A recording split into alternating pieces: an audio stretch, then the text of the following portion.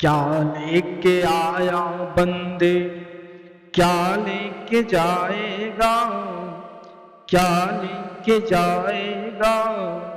2 दिन की जिंदगी है, 2 दिन का मेला।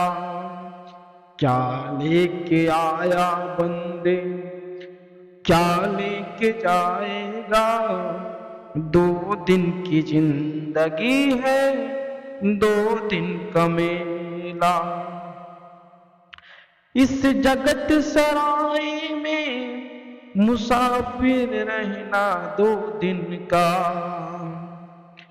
इस जगत सराय में मुसाफिर रहना 2 दिन का। क्यों बिरथा करे गुमान मूर्ख इस धन और जोबन का। क्यों बिरथा करे गुमान मूर्ख इस धन और जोबन का। मुट्ठी बांधे आया जग में, खाली हाथ जाएगा, खाली हाथ जाएगा। 2 दिन की जिंदगी है, 2 दिन का मेला। क्या लेके आया बंदे, क्या लेके जाएगा, क्या लेके जाएगा। 2 दिन की जिंदगी है, 2 दिन का मेला। वो कहाँ गए बलवान, 3 बार धरती डोलनिया। वो कहाँ गए बलवान, 3 बार धरती डोलनिया। जिनकी पड़ती थी धाक, नहीं कोई सामे बोलनिया। जिनकी पड़ती थी धाक, नहीं कोई सामे बोलनिया। निर्भय डोलनिया हो तो गए रे अकेला, गए रे अकेला। 2 दिन की जिंदगी है, 2 दिन का मेला। 2 दिन की जिंदगी है, 2 दिन का मेला। क्या लेके आया बंदे, क्या लेके जाएगा, क्या लेके जाएगा।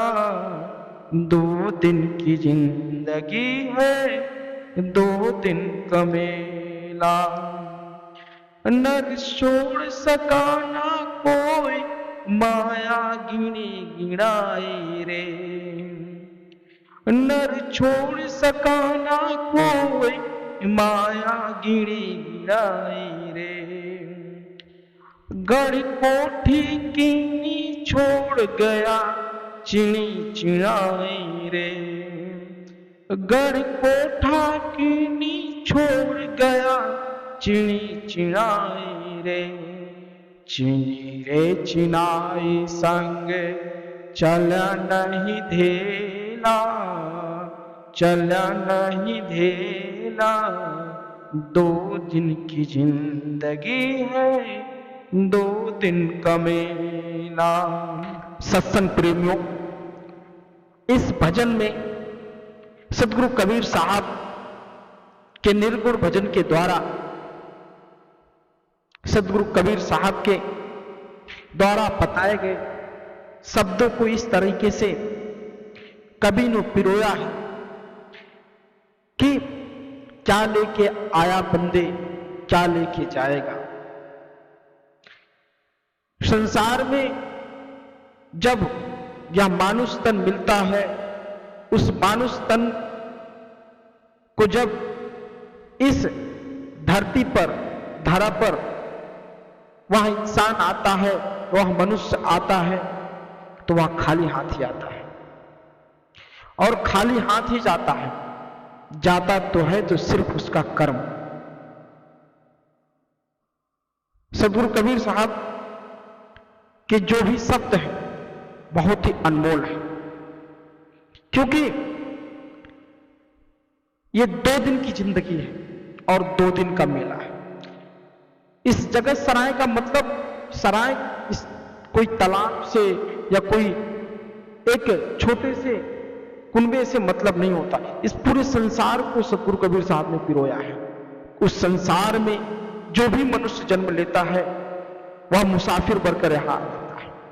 जिस प्रकार कोई व्यक्ति कहीं जाता है तो वह किराए के घर में रहता है तो वह उसका घर नहीं होता, उसी प्रकार यह शरीर में जो जीव रहता है वह जीव तभी तक रहता है जब तक उसका शरीर सही सलामत है, उसके कर्म के आधार पर। और जब जीव निकल जाता है तो वह शरीर भी खत्म हो जाता है। उसके कर्म के आधार पर वह जीव उसके शरीर से निकल जाता है। वह जीव इस किराएनुमा महल में आकर रहता है और फिर उड़ जाता है, किसी और कोठरी में जाकर रहने लगता है। फिर सतगुरु कबीर कहते हैं कि वो वृथा करे गुमान। क्यों गुमान करता है? मूर्ख हो तो मूर्ख इस धन और यौवन का। यह धन तो क्षणिक मात्र है। तूने भक्ति न की, तूने संतों को दान न किया, दक्षिणा न दिया, तुमने कभी भूखे को भोजन न खिलाया, प्यासे को पानी न पिलाया, तो तुम्हारे कर्म में क्या जाएंगे? इस माया मोह में तुम फंसे हो और मुट्ठी बांधकर जगत में आए हो और खाली हाथ जाना है, हाथ खोलकर। अकेले आए हो और अकेले ही जाना है। यह संसार में जो भी मनुष्य यहां आया है वह अकेले ही जाता है। बस 4 परत का साथी होता है, कोई शमशान तक, कोई द्वार तक, कोई चिता जलाने तक। क्योंकि कर्म के आधार पर उस व्यक्ति की, उस मनुष्य का उसको भोगना है।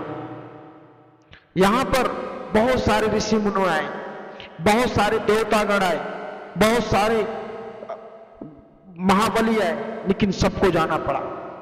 महाबली वो ऐसे भी थे जिन्होंने सिर्फ 3 पग में पूरी धरती को नाप दिया था, उनको भी जाना पड़ा संसार छोड़कर। तो ये नर तू क्यों गुमान करता है? तू तो एक साधारण सा अदना सा मनुष्य है, तुझे इतना गुमान? जिसने पूरी धरती को नाप दिया 3 पग में, वह भी चले गए, वह भी नहीं रुके। इसलिए इंसान को घमंड नहीं करना चाहिए। जो व्यक्ति अपने ऊपर घमंड करता है वह व्यक्ति कभी भी ईश्वर की प्राप्ति नहीं कर सकता, कभी भी उसको सुख संपत्ति नहीं मिल सकती।